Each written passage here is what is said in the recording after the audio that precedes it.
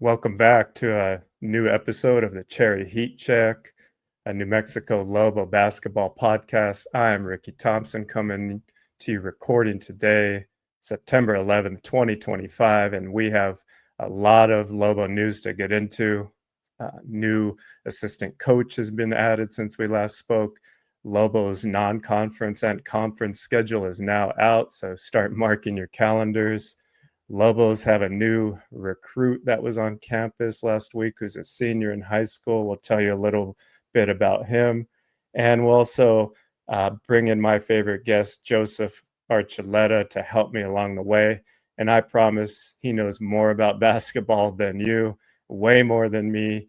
And that's why I have him on this show, because he knows it all when it comes to college ball and specifically the Lobos. So let's get into it. Like I mentioned, Lobos have added another member to their staff in Scott Waterman, who actually comes out here from the Bay Area where I'm living right now, where he was at the Academy of Art, a Division II school for the past 6 seasons, where he had a 96-71 record and was really just recognized from bringing this program that had a nothing basketball program to very respectable Division II program. But unfortunately, the Academy of Art discontinued their intercollegiate athletics programs after last season. So good for the Lobos. We will get Scott Waterman under Coach Olen, and I would imagine we will not really hear or see much from him, probably working behind the scenes, doing whatever is needed. But excited to have someone with his basketball knowledge around. Lobo recruit that was in town, who's currently a senior in the Los Angeles area, Joe Sterling, was in town last weekend, had pictures of himself visiting the pit, and would have to assume he was also at the football game where the Lobos defeated Idaho. From Adam Finkelstein on 247 Sports, Joe Sterling is a 6'3" to 6'4" sharpshooting guard who's known for his floor spacing and his ability to make shots off the bounce. And when I see this young man shoot the ball, he has a extremely consistent and repeatable motion from three. Looks like he's putting in the work with a trainer that has worked with none other than Tony Snell in the past, and that is Mr. Clint Parks out of California. And Clint Parks obviously trains other players, but most notably, like I mentioned, Tony Snell, and a man that's in the news right now for the wrong type of news, but that would be Kawhi Leonard, former San Diego State Aztec and fantastic NBA player. So maybe the connection of having Clint Parks, having worked with Tony Snell, and getting him to New Mexico can give New Mexico a leg up on recruiting Joe Sterling, because Mr. Sterling has notable offers from 19 other schools when I checked 247 Sports recently. Those schools included USC, Washington State, Pepperdine, Northern Iowa, Washington, and Southern Florida, among other high majors and mid majors. So this is a highly coveted player. I'm glad the Lobos got him on campus early, able to see the pit, see a decent crowd at the football game that was announced, I believe, over 17,000 for the football opener. So this seems like the type of player that would fit fantastically in Olen's system, a player that shoots a high percentage from three-point land, and is also willing to develop his game as he moves forward. So we will keep you updated on any other news about Mr. Sterling. As I mentioned at the top here, the Lobo Howl is returning to the pit October 4th at 7 p.m., and this is a preseason celebration of Lobo men's and women's basketball. I don't know how many years it has been since they've had this event, but when I was living in Albuquerque, it was something I attended yearly, and look forward to seeing these players put on a show and a scrimmage, as well as being able to do a shooting competition. Also, my favorite, the dunk contest. And when you have freak athletes like Uriah Tennant, Kevin Patton Jr., and others, we want to see them dunk. I mean, we saw Uriah Tennant on Instagram the other day going through the legs 360. This guy can't be taller than 5'10". So the Lobo Hal should be a great event, and I'm really looking forward to see what comes out of that. And I'm going to bring on my guest to help me remember some of the great dunkers really quick that I remember seeing in Lobo Hal over the years, and see if he has any that I can't recall. And he's also going to give us his basketball knowledge, bringing in from Ohio another Mr. Joseph Archuleta. How are you doing, sir? I'm good, Rick. Thanks for having me, man. I appreciate it. Let me bring this music down. I got Joe's own intro music. Joe, the Lobo schedule is out. The non-conference schedule is out. But my question for you, before we get into all of that, who are some of your most memorable Lobo dunkers, since we're talking about the Lobo Hal here, and Uriah Tennant is going to hopefully put on a show? Who do you remember, maybe besides a Tony Dandridge or a J.R. Giddens? Those are who come to the top of my mind. So when I was a kid, Ricky, we used to go to. I mean, because the Lobo Hal was big time, especially when Bliss was around. Bliss made that night to remember every year. It was always at midnight, and he showed it out. I mean, ESPN would be there.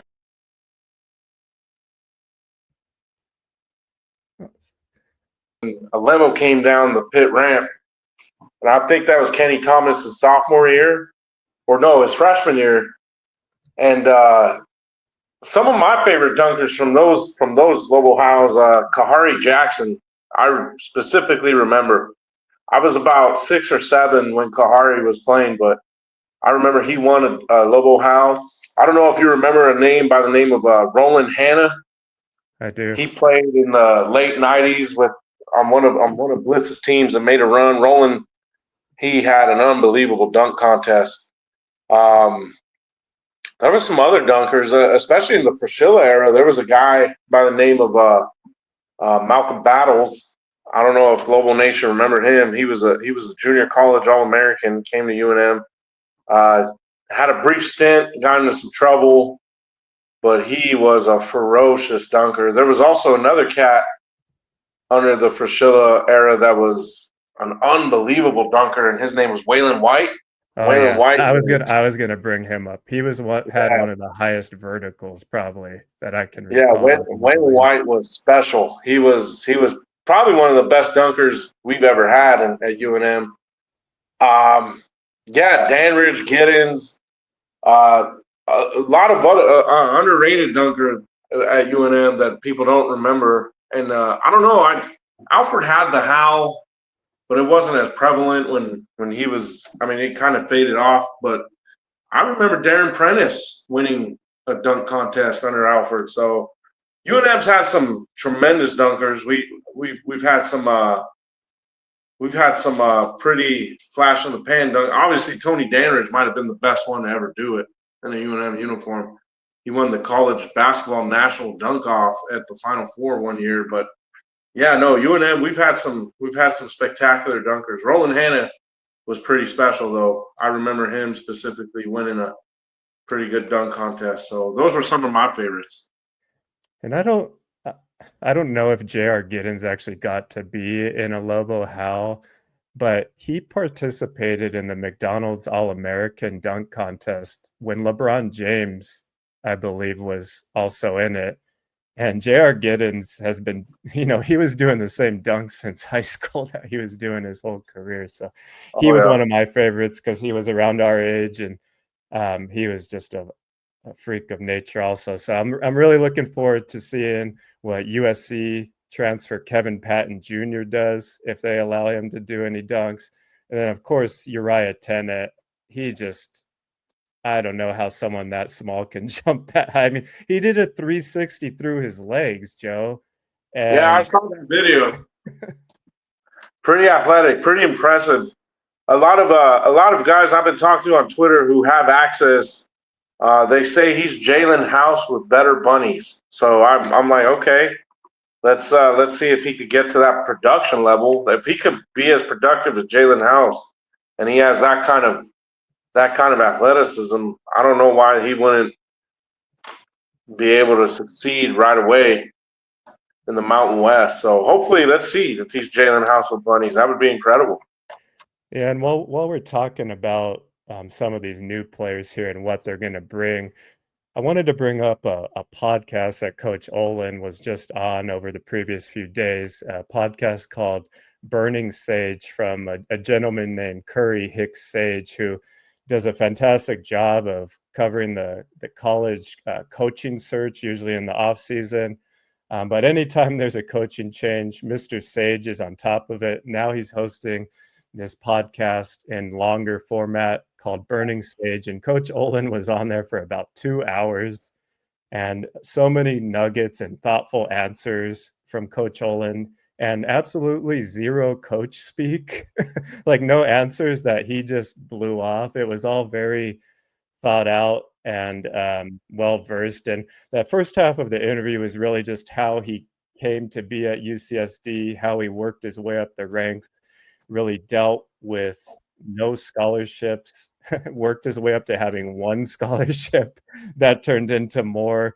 And eventually, they came into the Division I ranks after all these years.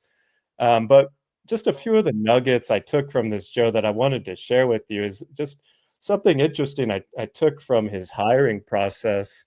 He was getting obviously courted from other schools other than New Mexico, which we all knew. But he said he was reached out to, before the NCAA tournament began, where before they even played Michigan and ended up losing. But I'm paraphrasing here, but he said he told that team that he would have to wait, until after the tournament, and then they didn't want to speak to him any longer. So who knows who that was? Later in the process, the Lobos reach out to him via Zoom. He's never been through an interview process in his entire career because he's kind of just moved his way up. He has good Zoom calls with the Lobos. They call him out to Dallas, Texas, to have a meeting with the Lobos brass. And, he's thinking, and it's probably obvious that they had it in Dallas because there was other coaches that the Lobos were meeting with. You and I at the time were speaking very, closely about this. And I think the closest other candidate was UAB's Andy Kennedy. Yep. Looking back on that now, and after, really learning about Coach Olen, and not really, I think more about Coach Kennedy than I, but can you just kind of give some comments on maybe how different things might have been if we went the route of Coach Kennedy versus this totally new style and like mindset of Coach Olen? And, do you think this was the right decision? So I've pondered that a lot because I'll be honest, I was upset when we didn't go with Kennedy, and the reason why is Kennedy's a name. He has brand recognition. Coached under Bob Huggins. He's recruited Texas all his life. Has deep Texas ties. If anyone knows my small basketball acumen, it's as small as it is, but I'm pretty well versed in the basketball world, especially college basketball, because I have some friends and some people that I communicate with a lot. If anyone knows my basketball, I guess you could say my basketball acumen and what gets me going in terms of basketball, it's a Texas athlete. I think they're the finest athletes in our country, both football and basketball. I think to win and have success in New Mexico, you have to recruit Texas hard. Alfred did that. Patino did that. You also have to recruit California. However, I spoke to a friend who's in the coaching profession about 3 weeks ago, and I asked him, give me a comp of Eric Olen. Who do you see Eric Olen being the next high major coach of? Like, Eric Olen is blank, such and such coach in 5 years. And my friend stated that he believes Eric Olen is the next Kyle Smith, the head coach at Stanford. And he said Kyle Smith is highly underrated because every job Kyle Smith has been a really, really tough job, except his most recent one, which he's now at Stanford. Resources unlimited. Last year, he competed immediately in the ACC. They didn't get to the NCAA tournament, but I believe they won 20 games. And Kyle Smith he's the coach that he gave Todd Golden his break. Todd Golden, the Florida coach. He gave Mike McPio his break. He was the Fordham coach. There's a pretty long coaching tree under Kyle Smith, and every coach I've spoken to who's in this college basketball profession, whether it's D2 or D1, who are in the know, they have high praises for Eric Olen. Now, the Andy Kennedy direction, he lost his entire team at UAB. So he had to start from scratch. UAB is not a perennial power in terms of NIL funding, which is surprising to me because UAB is the only show in Birmingham, and they love their team down there in Birmingham. However, they just don't have the funds to support that team. I think their best player for the past 3 seasons was Yaxel Lendenborg, who's now in Michigan. And Yaxel, I believe he made more this year than he did as an entire 3 years at UAB. And I think Michigan paid him more than what the entire coaching staff at UAB makes. So they have small funds. I would have loved to see what Andy Kennedy could have done with the collective and with the rev share. I would have loved to see what he would have done at UNM with that kind of monetary budget. However, every person I've spoken to speaks so highly of Eric Olen. Everyone tells me, okay, he may not have Texas ties, but he's going to recruit some ball players. Another coach compared him to the new Nico Medved. One coach I spoke with who has his finger on the pulse in college basketball was like, New Mexico got the up-and-coming Nico Medved. And so that's promising because I think Nico Medved's a heck of a coach. I don't think Nico recruited or played the style me as a fan I find aesthetically pleasing. But Nico won. He won a lot, and he was he was able to get some almost to Colorado State to the Sweet 16. That's pretty hard to do. That's pretty unheard of, actually. So if Eric Olen could be comparable to Nico Medved and to Kyle Smith, if he could have their success, I think UNM made a home run hire. It's to be determined because the season has yet to be. I mean, we haven't played games yet. We haven't seen the flow of rotation, the flow of his offense. We haven't seen his defensive principles. We could look at all that stuff on YouTube, but it's a different brand of athlete that you're going up against in the Mountain West than you would at the Big West at UC San Diego. And it's going to be interesting to see what kind of athlete they recruited to fit his style of play. I went to a coaching clinic one time, and Anthony Grant, the University of Dayton head coach, was speaking. And he said the mark of a true great head coach is not one who recruits to his style, but the mark of a true great head coach is one who adjusts his style to fit the kids he brings on campus. I thought that was brilliant. And he said, you like to recruit a certain type of athlete to what you want to accomplish. However, it's an ever-changing world, and the game changes, it evolves. So you have to identify, first of all, you have to identify good kids, and you have to pick up kids who you're going to be able to coach up. And let's see if Olen did that. Well, I think, if you look at his history, he's been working with this very small pool of players due to, the academic restrictions at the school he was at, being Division II for so long, having no NIL money. And one thing he spoke about in this interview is now that his pool of recruits has opened so much more, that's just a challenge in itself. Yeah, you can go and get another level of player now, but figuring out how it's going to fit into your system when you're really only bringing, Chris Hal and Milos Vicentić over from your previous team, how do you know who else to bring in when you don't really have a core? And he spoke about in this interview, just evaluating players' skill sets. and then, thinking they can do something, and then maybe having a backup plan in case they can't do that something as well, Yeah. as they were planning on. So I think he's going to be a perfect fit for what you were just talking about, being able to pull the pieces together and make it work, because I think that's what he's always done based on the little, history I've seen and learning about him these past few months. But what he mentioned about this current roster at New Mexico that he's put together is that it's deeper and more talented than any roster he's ever had. Well, that should be expected if you have this NIL budget and this new pool of players. So the challenge now for him is obviously getting them to buy in and understand those roles.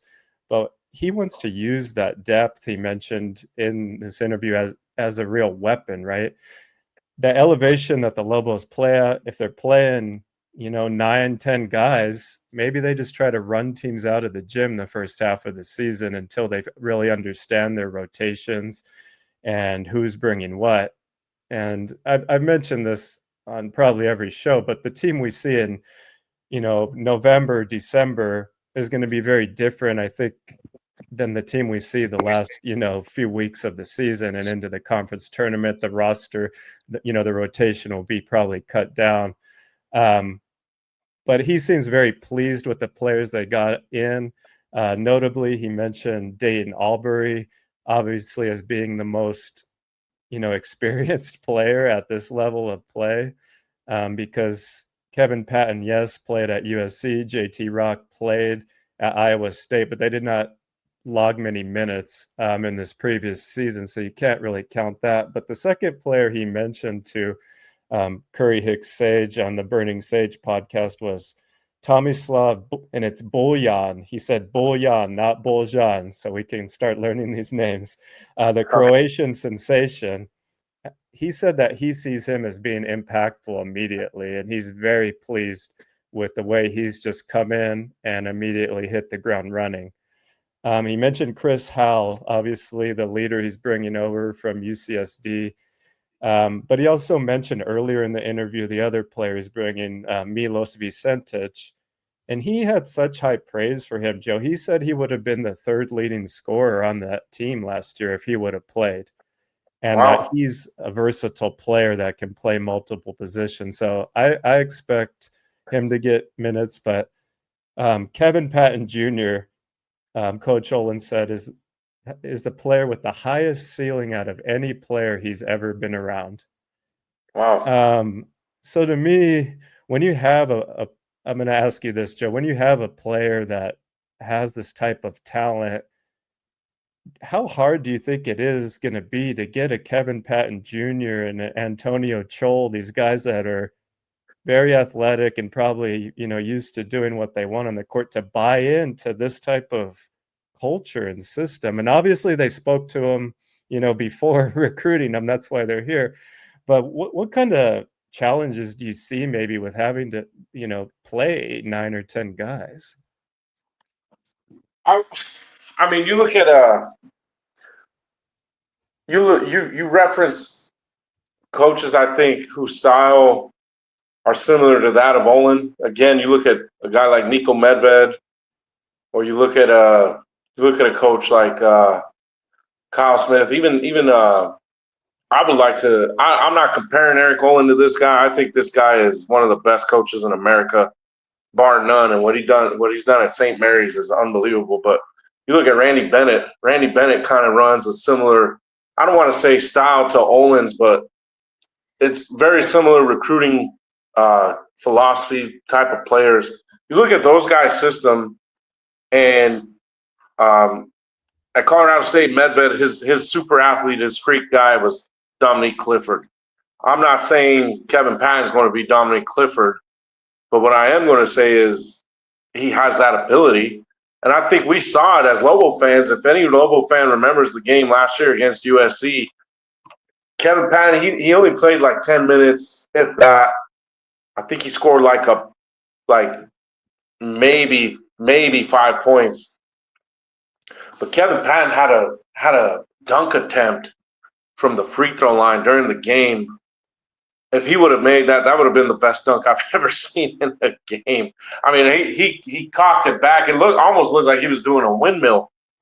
He missed it, unfortunately, or fortunately for us as Lobo fans, he missed it because a foul occurred. But I think the challenge for a guy like Kevin Patton is okay, learning how to use your athleticism in a system that maybe doesn't want to exploit it as much. And I'm not saying that Olin's trying to hide his athleticism, but I mean, it's pretty evident you have to have high IQ to play an Olin system. So maybe learning how to balance your athleticism and integrate it in spots throughout the game where it should be. Obviously, on defense, it's going to have to be there. But offensively, it's going to be interesting to see what Patton does. A guy like Chol, everything I've heard is Chol is extremely talented. His motor needs to pick up a little bit. So if his motor can get, one thing that came out in the interview per Coach Olen, Chol had a knee procedure over the summer. And I did not know that. He's back at full speed, but that could have been, I mean, I don't know what I'm trying to say, but he said he had a knee procedure over the summer. So yeah. I'll let you continue. That could be part of the reason he's slow, to ramp up here. Yeah, I did not know he had that. So that obviously that makes sense. But it's just getting high major quality players like that to buy in, trying to understand. Okay, I have a buddy in the coaching profession right now. He's coached at all levels: high major, low major, mid major. His favorite group of guys to coach is the low major guys. And he says it's like JUCO every day. These guys come in hungry, trying to prove everything, trying to prove they can play at the highest of high levels. But like he also said, the high major guys, they come into mid-major programs, and there's a bit of an ego because, they played out of Power 4 conference. They played in a Power 4 league. They played against the best of the best, but also it's reminding them, well, how come you didn't stay at that level? And fit and opportunity are everything. However, there has to be an ego check, and that's on the coaches, and it's also on the players to reciprocate that, to understand that, hey, everyone has to eat, everyone has to get paid in some sense, especially in today's era. That's not a pun anymore. That's a reality. So I'm intrigued to see how guys like Kevin Patton and Chol are going to mix and blend with guys coming up from the low majors like Vicentage and Howell. And if you don't got good players, you're not going to win. That's the name of the game. It's a player's game. And I'm excited to see how Olen can blend all of it together. Everything I'm hearing is this guy can coach, and I want to see it. I hope he can prove everyone right. And another thing he mentioned is that he's very pleased with all the freshmen, and that their shooting ability for freshmen, he's been pleasantly surprised, and that will allow him to mix them into different lineups, right? Then if they're, don't shoot a high percentage. So that's promising as well. Now it's just going to be really, getting this talented group to buy in and form into a team in a short period, right? One thing though, I just thoughts I was having as you were talking there, and just how differently when Coach Olen speaks, I see him as approaching this UNM job, and people can say what they want, that New Mexico is a springboard for a bigger, better job. And that some people obviously have used it for that, and that is true. I'm not saying it's not. But I don't think Coach Olen is coming in with that intention of using New Mexico for the next best thing, like our last coach and Coach Richard Pitino was. And that was evident from the beginning. He even said that the Lobos saved his freaking career, right? That is an odd thing to say. Like, he even said he was down and out, and this was basically what he had to take from my perspective. No, he said it. Coach Olen comes in. He said he was talking about this job in December, January, before it was officially open, because all the news about Pitino leaving. It was a known thing that Pitino was leaving, and he talked to his wife about it then. I don't see him as moving his young family away from somewhere he had been. And he said in this interview, the Burning Sage podcast, that it would have been very easy to stay in San Diego, right, and continue what he was doing. But they wanted this challenge. He wanted to be pushed. He wakes up every day and wants to fight, these crazy fans out there and make them happy. That's what he's here for. He's not backing down from the challenge of, the ride the Lobos have been on the past 2 years, getting back to, I guess, what we would have to call our peak, because we've never made it farther than where we just were. Usually when the Lobos make it to that point for a few years, they go down. He has the challenge of keeping them at this level now and getting above it, and that's what's expected, but he's embracing it. And I see it as just a stark difference in the mindset that he's bringing to the job.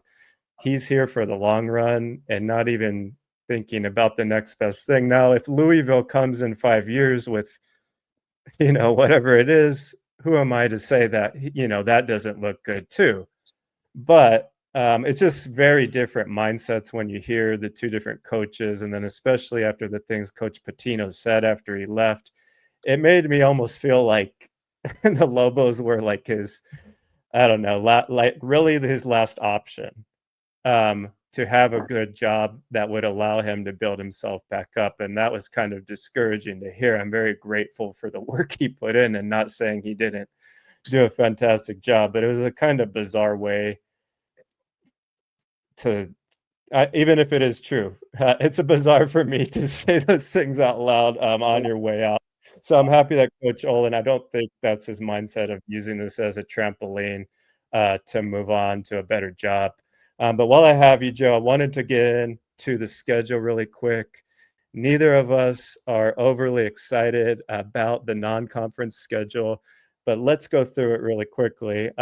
Like we mentioned, we'll be kicking off with the HAL. They will have an exhibition at home, I believe, versus Northern Arizona, and then they follow up with East Texas A&M, UT Arlington, UC Riverside. I believe UC Riverside has had a fairly good program the last few years. I'll have to bring up my notes. But then they'll have to go down to New Mexico State on November 15th. And the problem there is Colorado State plays football at New Mexico that same day. So I don't expect many football fans probably at that game. They'd probably much rather go to Las Cruces to see this game based on the way this series has gone the past few years. But the highlights really of the non-con being the Hall of Fame Classic, where they'll play Nebraska and then get the winner or loser of Kansas State, Mississippi State, and later have VCU. But other than those three games, Joe, do you really see any resume builders on this non-conference schedule, or are they really just landmines that we have to avoid losing? No, looking at the schedule, I know exactly what they're doing, and he's taking Pitino's approach to the second year Pitino was running the program. I don't know if he's taking Pitino's approach, but this is what Pitino did, and just looking at the schedule, this is what the vibe I'm getting. So East Texas A&M, I think they're transitioning to D1. I think that might be a D2 school though still, or they're transitioning to D1. Arlington, they came in a couple years back and they almost beat us. I mean, that was, and they had KT Turner, who was a former Kentucky assistant, he's their head coach. UC Riverside just lost their coach, Mike McPio. He's the Fordham coach now, so they're in a complete new rebuild.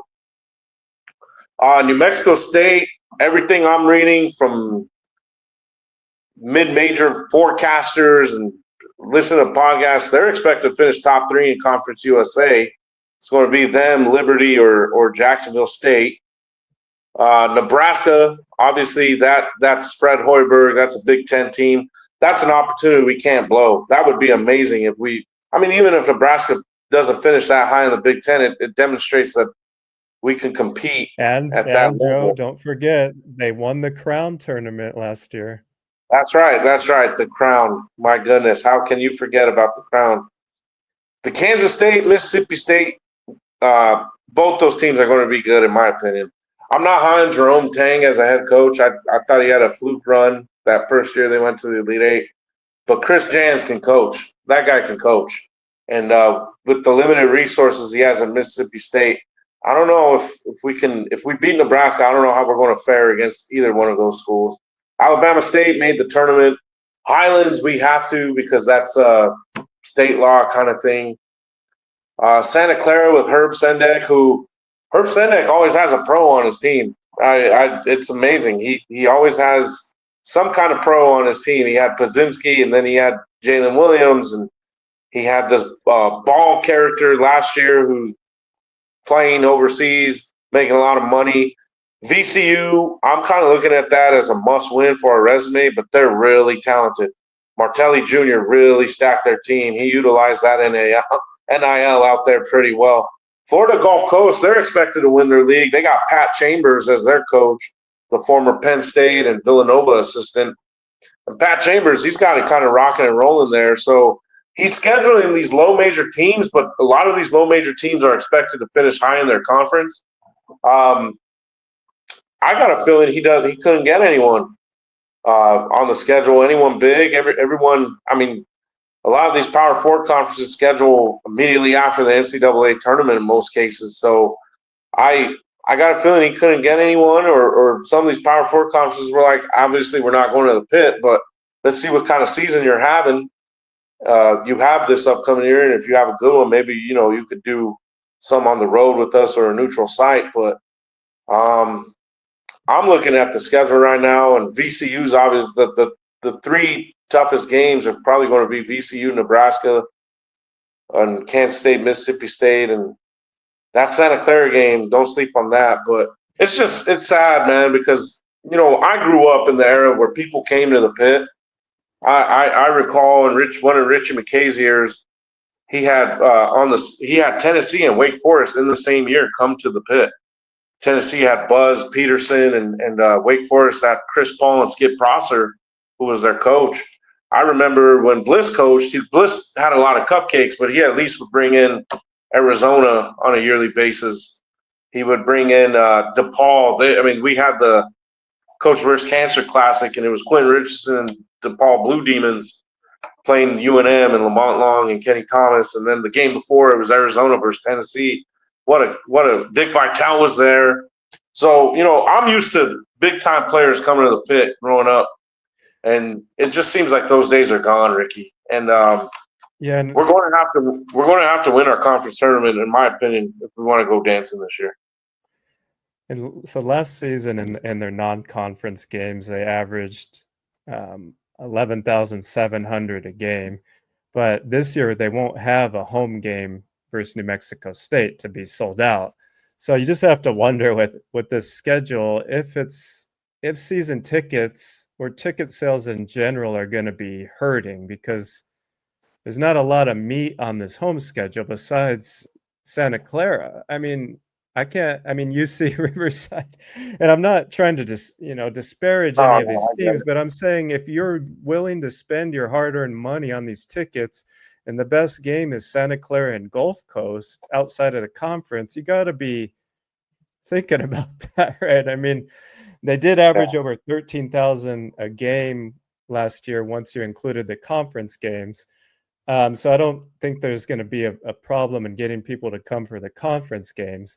But next year, when half those teams leave and we're left with only 4 quality, or higher level teams in the conference, that's when I might start getting worried about ticket sales. And I know it sounds crazy, but people in New Mexico are still fair weather when it comes to basketball, are they not? During the down years, I would like to see the attendance, and correct me if I'm wrong, you have a better pulse on this, but during the years before Patina, was the attendance at a respectable amount? No, it wasn't. It wasn't. It was also that COVID year that we didn't even play in the pit. We played in Lubbock, but I remember the year Weir had us. I think we were like 14 and 18 or something like that. And it started off promising. The Colorado game sold out. When we lost that game, the attendance just started dropping. The worst I've ever seen it, Ricky, was when Richie McKay was the coach, and there was literally 527 people in the pit. And I was there. I was one of the 527. and we were playing, I believe, Air Force or something. And I just knew, I was like, man, we needed to change. Alfred came, the rest is history. We know the story. However, it was just yeah, you're right. I don't want to say UNM fans are fair weathered, but if you better put out a good product because we're. And I mean they'll always be loyal, but I'm saying when it means getting to the game and actually filling the crowd, there can be. I don't understand why it's not always close to sold out, regardless, unless the team is just downright terrible. Even if they're at 500, I'd like this year. I'm wondering if they get to conference play and drop a few early, are they going to have trouble like getting people to come? Like I don't think so, because the previous few years have been such a success and there's so much buildup now. But I just kind of worry long term with the conference changing. And as we look at the conference schedule here, it's very small, Joe. So I'm not going to try to have you read that on your phone.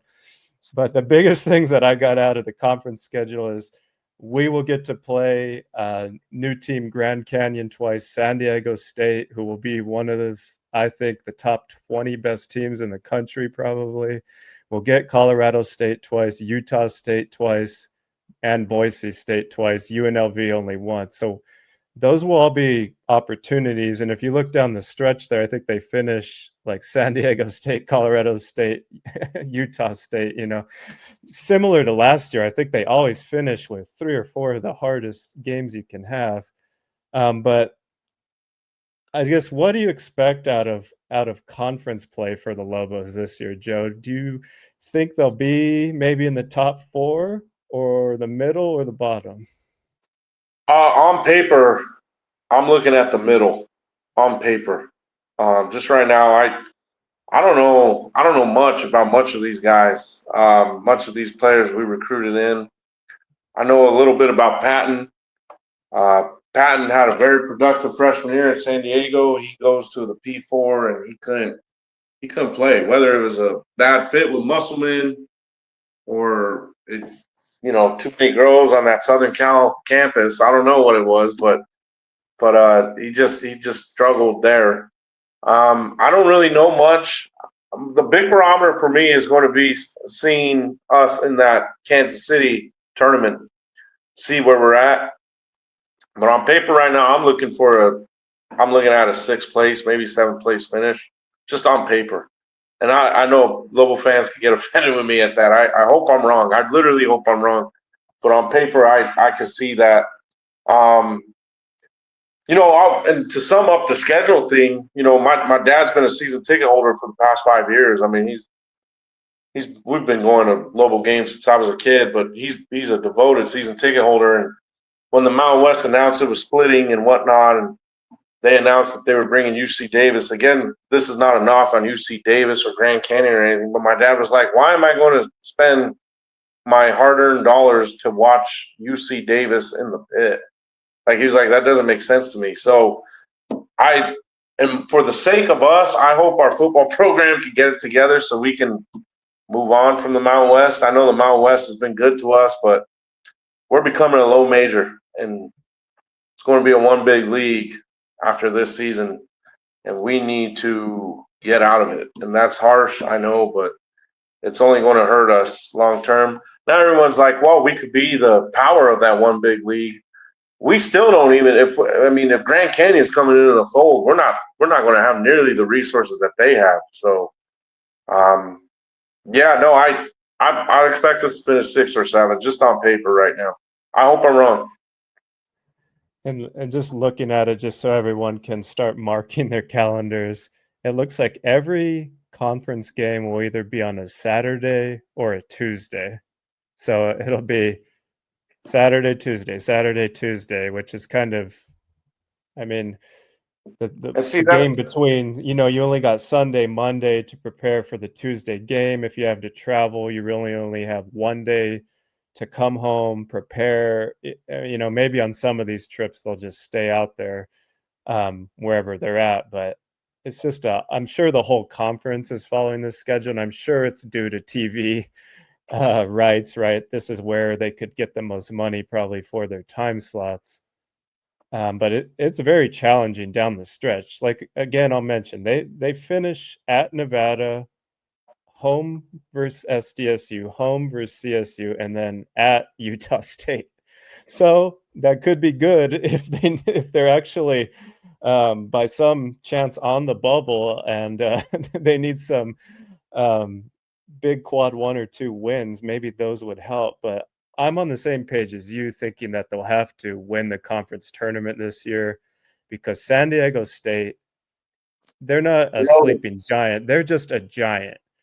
They Yeah, have one of the deepest and experienced teams. They bring back over 60% of their minutes or scoring, I believe, scoring from last year. And the guys that played last year are only going to get better. When you look at a Pharaoh Compton, a Taj DeGorville, Miles Bird, they're bringing back Reese Waters. They brought in Newman, the point guard. I don't see a weakness on San Diego State, and I see them making a deep run in the NCAA tournament. and you have a national runner-up head coach. I mean, Brian Dutcher. I mean, I've only seen 3 coaches in my lifetime come in and out of the pit who been to the Final Four, and that was Lute Olson, Brian Dutcher, and 4 actually. Lute Olson, Brian Dutcher, Steve Fisher, and Rick Majerus. Those are the only 4 I can recall. So, I mean, anytime you get to that Final Four, you have to be considered a player. And Brian Dutcher is that. Also, Utah State's going to be good. And I am high on Jared Calhoun. I think that guy is a tremendous coach.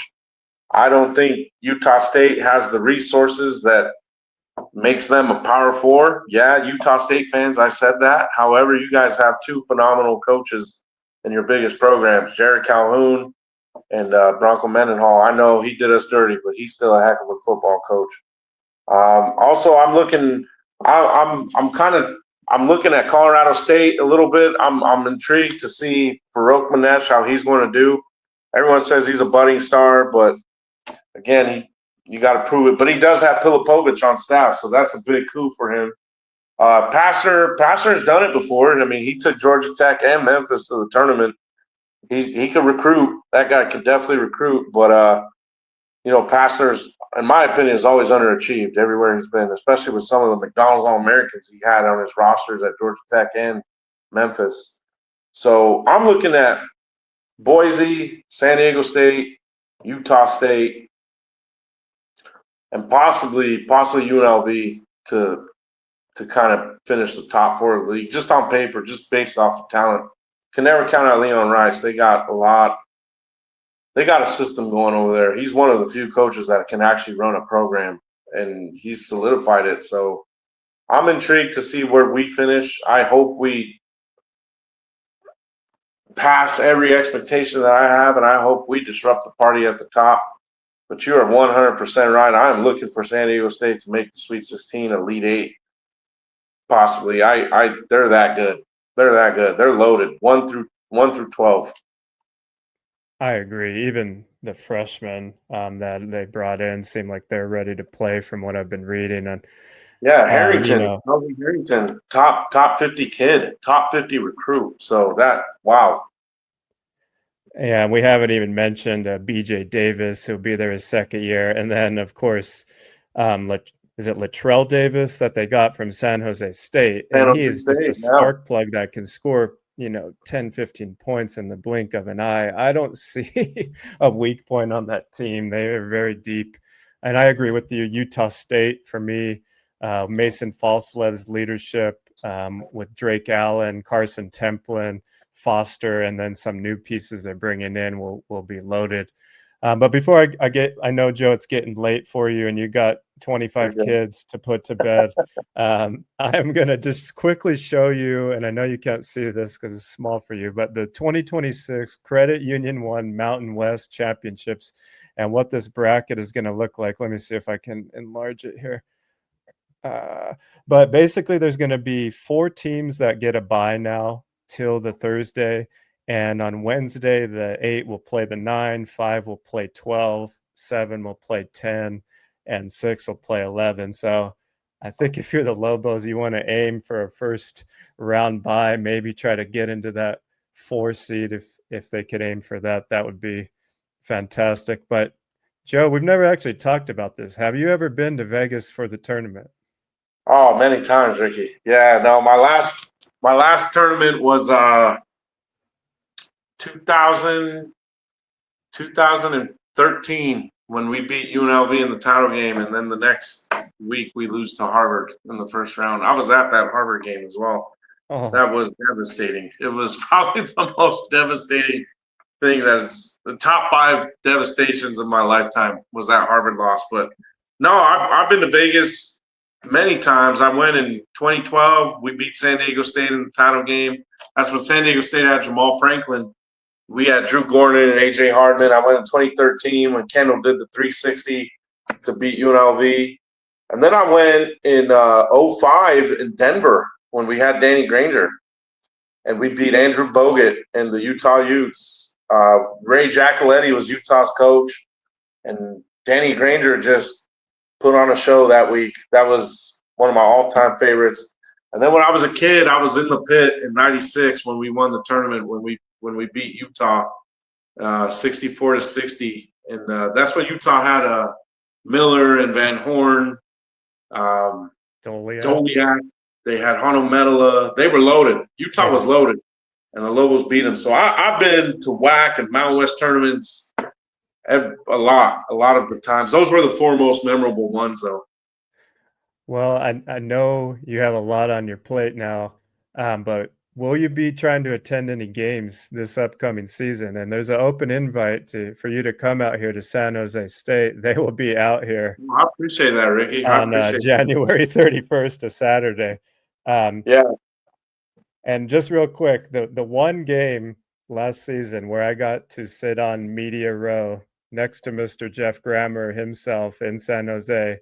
He was very gracious, showed me where the media room was, which was a dump at San Jose State, not to not be expected. But it was one of the most difficult things to be sitting there as the Lobos lose on a buzzer beater, and I have to sit there as if I do not care. But I don't know if Jeff Grammer would even remember, but I did not flinch, and I held it together and acted as if I had been there before. So you would be proud of me. But they will be here. If anyone listening wants to come out here, January 31st, I will buy you a beer. That is a Saturday game. You can get out here. Fly to San Jose. Do not fly to San Francisco. Much easier. Or Oakland. You have 3 options. So, Joe, I will let you go. I know it's late. I took almost an hour of your time. Anything else you got for me before you head out into the night? No, go Lobos. Hopefully football can shock the world tomorrow. UCLA is on a down year. They're not very good at all. Hopefully we can go in there and, if not, give them a game, pull off the upset. So go Lobos. And Jason Eck, I think he's taking Albuquerque by a storm. We need to get that football right so our basketball can be the player that we are. So go Lobos. Thanks, Ricky. Thanks, Joe.